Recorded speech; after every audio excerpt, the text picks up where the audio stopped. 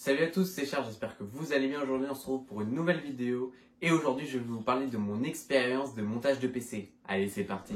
Petite précision avant de commencer cette vidéo, le câble management est dégueulasse, j'ai pas percé mon bureau, ça va peut-être se voir pendant un certain temps. Chut. Ouais, donc je vais vous parler de mon expérience de montage d'ordinateur, voilà. Donc déjà je vais vous parler du prix, voilà, parce que ça intéresse beaucoup de monde.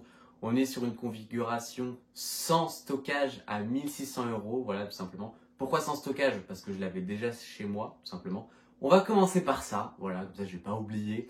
Donc dans cet ordinateur-là, j'ai un SSD de 500 Go que j'avais dans mon ancien ordinateur et un disque dur de 500 Go que j'avais déjà chez moi, tout simplement. Donc ça, ce n'est pas compté dans le prix, hein, je tiens à le préciser, je les avais déjà chez moi, donc j'en ai pas racheté. Ensuite, je vais vous parler du processeur, donc c'est un Intel Core i7 9700F, voilà, cadencé à 3 GHz, donc c'est les fréquences de base.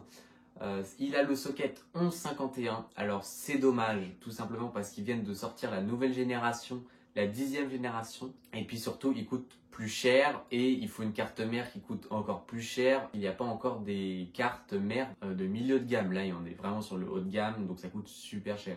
En parlant de carte mère, ma carte mère, donc c'est une Aorus H370 Gaming 3 Wi-Fi. L'avantage de cette carte mère, c'est qu'elle n'est pas extrêmement chère, mais surtout elle intègre le Wi-Fi, donc une antenne Wi-Fi, et le Bluetooth. Donc ça c'est nickel, pas besoin de rajouter sur le port PCI Express une carte pour avoir le Wi-Fi, le Bluetooth. Donc ça, c'est top. Ensuite, cette carte mère possède quelque chose qui me l'a fait acheter, je vous laisse deviner. Réponse A, le design. Réponse B, le RGB. Réponse C, le rapport qualité-prix. Réponse D, la réponse D. Allez-y, je vous laisse du temps. Effectivement, le RGB, bah oui, non mais j'adore les LED, bah bien sûr. Chaque jour, plus de 100 personnes sont contaminées par les lumières RGB de Kéké. Si vous côtoyez une de ces personnes, aidez-la. Ensuite, je vais vous parler de la carte graphique. Voilà, ça c'est important. Donc c'est tout simplement une RTX 2070 de 8 Go de VRAM en GDDR6.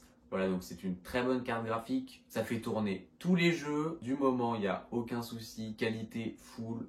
Sachant que j'ai un écran 21/9.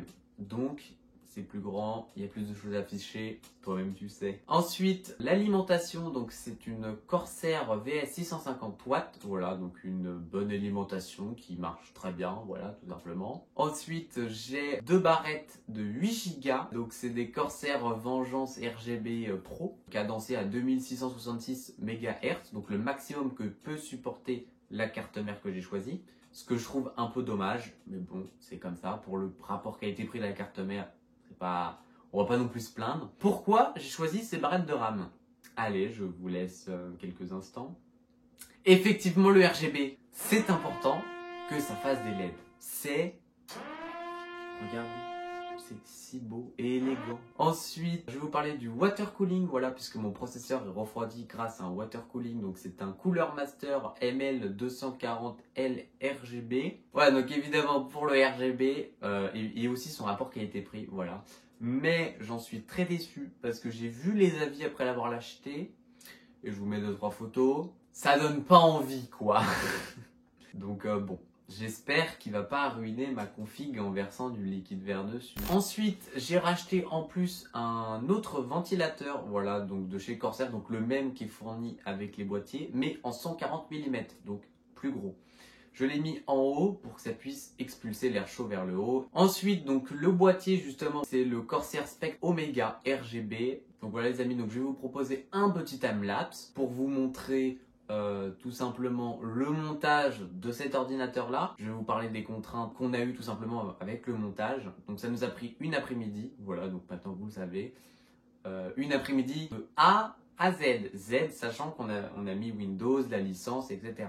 En parlant de la licence, je vous conseille de l'acheter sur d'autres sites que sur le site de Microsoft parce que je l'ai payé 30 balles, Windows 10 professionnel. Vous regardez sur internet, vous allez en trouver à foison. Attention, on peut vous faire arnaquer. Ça m'est déjà arrivé. Prenez sur Amazon, vous prenez avec le plus de commentaires positifs et ça sera nickel. Donc c'est parti pour le petit timelapse. Il manque 2-3 séquences par-ci par-là, mais vous m'en voulez pas, hein. J'étais beaucoup plus concentré à monter mon ordinateur plutôt qu'à filmer parce que j'avais peur de casser quelque chose. c'est extrêmement stressant, surtout quand c'est la première fois que vous le faites. Voilà, notamment le moment où tu mets le processeur.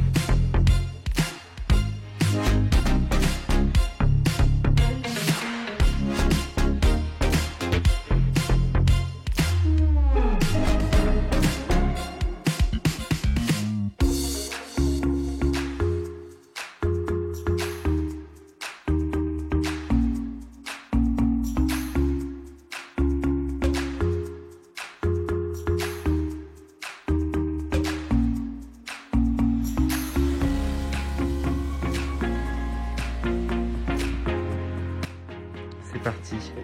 On teste. Oui.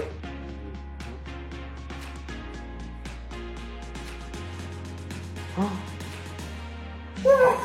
On a entendu un... Oh. Le ventilo il marche. Ah, il s'arrête. C'est trop stylé. Par contre, il n'y a pas de vidéo. Attends. Putain. Voilà. C'est coupé.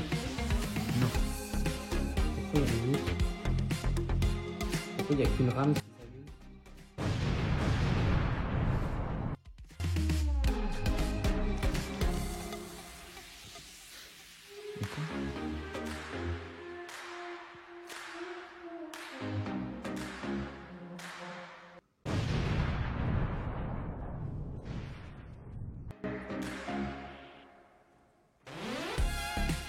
Ah, ah voilà. Ok. Bon, c'est c'est bon. Ça paraît pas. Par Ouais, contre, mais il n'y a qu'une rame. Je sais pas. Bon, ça. Comment on l'a. Tu veux l'éteindre? Ouais, c'est vraiment bien. On va taper dessus.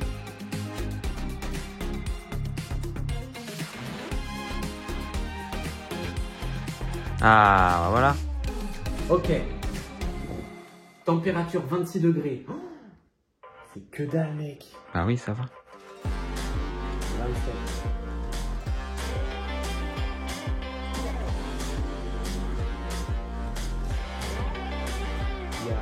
En plus, ça fonctionne.